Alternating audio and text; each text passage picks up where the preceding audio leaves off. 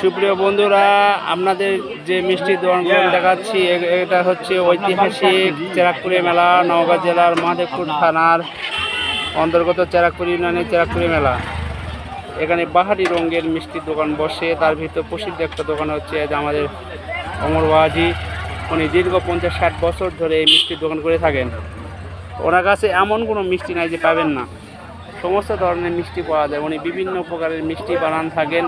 মাতাজি অঞ্চলের যদি সবচাইতে পুরাতন কারিগর ধরা যায় তাহলে এই বাবাজিকেই ধরা যায়। বাবাজির কাজের বয়স প্রায় 50 থেকে 60 বছর এবং উনি যে পঞ্চের মিষ্টিগুলো বানায়, যে দেখেন পঞ্চের মিষ্টি খুবই সুস্বাদু রকমের মিষ্টি বানিয়ে থাকেন উনি।